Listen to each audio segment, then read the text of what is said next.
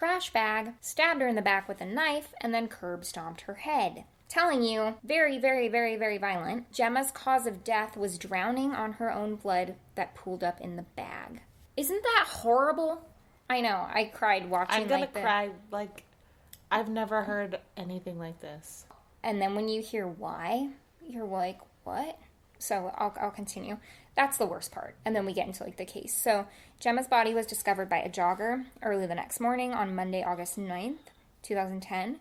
The coroner reported 55 injuries on Gemma. So lucky for the case and Gemma's family and Gemma's justice, I guess, the case was taken super seriously immediately. But of course, it was like a violent murder, so they were like on it. Little did they know there was CCTV surveillance cameras near where they had went onto the trail. So you see the entire group of 6, because there's 5 people in Gemma, and they have like either a very poor attempt at disguises or like really bad fashion choices, because they're all in like giant hoodies that have the hoods up and like baggy clothes. And you see them walk with Gemma into the trail, and you can actually see Gemma holding her bloody nose, so you know it's her. Yeah. And her family identified her. And it's surprisingly clear footage for being CCTV in the middle of the night, but there were street lamps and stuff.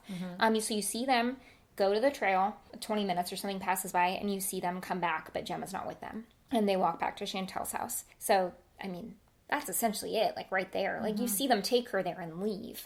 What else do you need? So the 5 surprisingly told the court what happened almost immediately. Like they all were just like, yeah, we did that. They said that they started beating her after a disagreement, but they wouldn't get into what the disagreement was. It was just a disagreement. They didn't say they're like, oh, we had like a disagreement and we just started fighting. Yeah. And then that's what led to that. That's the reason they killed her. So a disagreement that they won't even talk about. Yeah. Yeah. I'm like, you guys were you made her drink pee. Like, that's for a disagreement? What? What did they do to her before? They've had to abuse her before. This seems like one of those things. It's interesting. It's always interesting where there's a case, and this is rare. I feel rare to me, like that I know of, when there's that many perpetrators. Because, like, you think someone like Ted Bundy or Jeffrey Dahmer, like, but they're just fucking psychopaths, right? Well, like, yeah.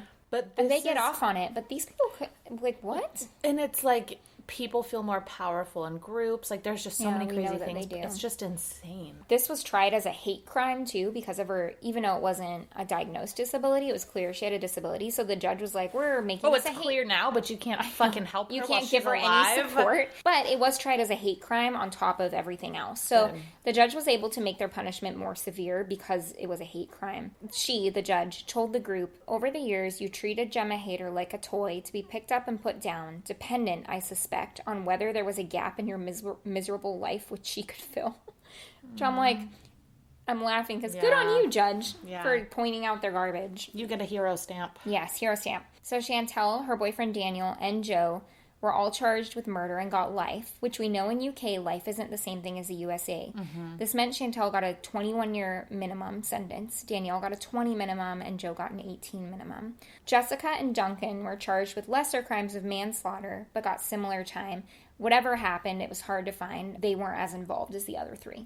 They were kind of just bystanders. Jessica got a 13-year minimum and Duncan got a 15-year minimum. And also, I wanted to share a really great YouTube comment that was on one of the videos I watched about this, about the 5 people who murdered Gemma. Somebody wrote, the young people look like they were grown in the back of a mouse lab, which they do. That's amazing. Yeah, so that's what happened, and Gemma's family is still torn on... I guess I didn't write about it, but I did want to talk about it. Gemma's family is still torn on the fact they couldn't get her help. She wrote a letter to disability services, like, asking for somebody to come in and help show her how to cook and clean and, like, help her take care of herself, saying that it just... Her only thing was that she wanted it to be on kind of, like, her terms. But Gemma did crave that support to be independent. So, it's not like they didn't ask for it over 200 times. Yeah. Literally. That case makes me want to throw up and cry. So, thanks. So, thanks for that. There was no reason for that. No. Like, they're just sick people who, and the judges, they're miserable, horrible human beings who took out all of their hatred on themselves on someone else. Yeah. And did very violent, disturbing things that you're like, not that makes sense when you shoot someone when you're mad, but, like, makes more sense than all that. That's disturbing. It takes a different kind of fucked up psyche to do something, like to torture a human being. Like, And so, also to torture someone who doesn't have the entire capacity to understand what's happening. 20 years is not enough. No, like I know. Life, you should literally, like life. Yeah. But that is a life in the United Kingdom. Because I wonder, too, because when I look at life, it ends up usually being about how old the person is. I'm like, I wonder if that's a thing. Like, they get an entire life of what their life... I don't know. I didn't look that up, but I've just noticed that similarity, that life tends to be like 20-something years, but then usually it's 20-something years, I feel like, of people who murder. Yeah. Speculation. We're sorry for that. Best friend murders. I don't even know what to say now. Yeah. I will share that I almost had a heart attack this past week. So I was alone at home. I was like, what? Now I remember. Yeah. So I was alone at home, and I was sitting at the computer researching a case, and suddenly the closet in my hallway, the door handle started to jiggle, and the door handle's super loose on that door, but it jiggled like aggressively, like blah, blah, blah, blah. My heart, like, I felt like it stopped for a second and then beat really heavily, and my first instinct was to slip on my sandals, grab my car keys, grab my phone, and then I told you it was a candlestick, so in the moment it was easier to explain. It was a giant Christmas nutcracker I hadn't put away yet because we filmed in advance. I saw it, yeah. Oh, yeah. So I grabbed a big nutcracker because it was the heaviest thing I could find, and research shows that you're more likely to be successful in a fight if you grab a big heavy thing versus a knife. And so I was like, oh, I'll grab this big heavy thing, because especially as a small woman, because the odds that they can take the knife from you and stab you is pretty high. But when you have a big heavy thing, you can do more damage more quickly. Good to know. Defense tips. So anyways, I have the purse on me with my keys and my phone. I'm ready to run if I need to. And I approached the door with the nutcracker. So I found out, I guess I'm fight and flight. And You're fight and fight. Yeah, it's both. And so I slowly opened the door, and I raised my arm getting ready to, like, if someone's in there, I'm hitting them. And I opened the door, and a bag of golf clubs falls on me. Evan and his friend went golfing the day before, and we have 2 bags of golf clubs, because I guess Evan has 2 sets. I don't know why. So anyways, and one of them he had propped on top of the other one, because he was too lazy to, like, put it away safely. And it had fallen on the door. The door is kind of loose, and so is the handle. So when it fell, it made an effect that made the handle jiggle. But my heart rate was so high. I looked at my watch, and it was like 160 or something. It was like, boom! See, if that happened to me, I literally would have called 911 and gone outside with my pets, and then 911 would have showed up and been like, ma'am, it's golf clubs in your closet. Don't call us again. I found out I would try to kill someone with a Christmas decoration. So this podcast has been fun, but it needs to... All right. Do you have a joke? After that shit. So my friend David lost his ID. Okay. Now he's just Dave. I like that. So Sundays are always a little bit sad, but the day before is always a Saturday. So Kim was nodding. She knew. I only knew that one because someone texted it to me. Okay, no, sound like an idiot.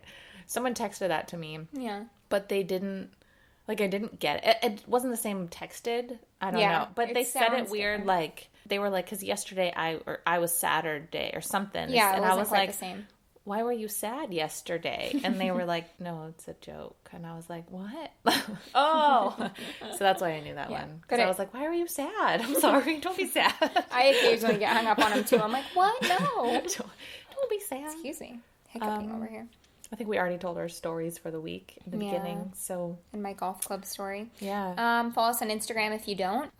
We are doing fun stuff there. We also have fun ways that the podcast is growing, so that's nice. We're hoping, I don't want to make promises we can't keep, but we're looking at getting new equipment to sound even better. Mm-hmm. Instagram really is the best way. Yes. To, well, like Patreon, we're trying to interact, like we are interacting more, but Instagram, we're very active on Instagram, and we do comment, we answer every message, we answer your comments. Yeah. We do a lot of interactive stories. Yeah, Instagram's the place where we're at most of the time. Though I did want to say, and I never told everyone this, but I've been posting our episodes to YouTube each week too. There's not us on there, it's just an audio file. But if you do want to listen on a different platform, you can listen on YouTube. And there's a couple videos on there too, but we just want to let you know. Okay, I do want to read something. Yeah. This is going to be another shout out to Gabrielle, but we did an Instagram interactive story where we let people give us mob names, and she came up with ones for both of us, but I'm going to read them because it's like a whole, she gave us like a whole character and it didn't let her put it in. Also, we should just read the mob names we got. Yeah. I'll find them. So I am Caitlin, I don't want no scrubs, Sparks, and she said, you only complete paid hits against men who commit crimes against their wives, so you're working woman for women. Ooh, a working woman for women? I love that. And then she said, Sarah, welcome to the jungle party, and she only completes hits on poachers who are killing innocent animals. So she not only gave us mob names, but gave us these, like, characters. Okay, GTFO, because when I was in the 4th grade, I wrote a letter to President Bill Clinton asking him to ban hunting. Gabrielle, you hit it on the fucking head. Here are some of the other ones we got. Sarah, reptile party. That was me. Sarah, is it lunch yet party. I named myself that because I was hungry when I wrote it. Sarah, Aristocat party. I like that. Sarah, Cheekbones McGee party. I do have big cheekbones. Not the first person to tell me that. Caitlin, the truculent toilet. Sparks. I really like that. Caitlin Burpee Sparks. Was that you? No. That's funny. I thought that was you. This one was me. Caitlin Apples Aren't Snacks Sparks. That's a good one. Caitlin Cat Lady Sparks. Sarah the Silencer Party. I saw that and I was like, damn. Yeah. Caitlin the Toilet Sparks. Those are some of the ones. So thanks for submitting those. We love them all. Yeah, they were pretty. We laughed. Yeah, those are good. Yeah. Okay, so join us next week for a new episode on Sundays on Patreon. That's the release day. Wednesdays for everyone else. Peasants and for otherwise. all you peasants. Peasants and otherwise. For all you folk getting this for free. Yeah. We still love you, but not as much as the other kids. Not as much as the people that... I know parents aren't supposed to admit they have favorite children, but we have favorites. It could be you. For the price of one. I don't know. Anyway. If you guys want to be our favorites, you better fucking message us on Instagram more. Tell us our mob name now. This is a competitive world. Yeah, we're preparing you for the work life. Our friendship is for sale. I want a shirt that says, "Hi, my friendship is for sale." Chelsea! We just yell Chelsea's name every time. Chelsea, Milk Shirt Company! Prohibition! Prohibition! No bros allowed, 2020. That's what we're ending this on. Bye, kids. Bye, Illuminati.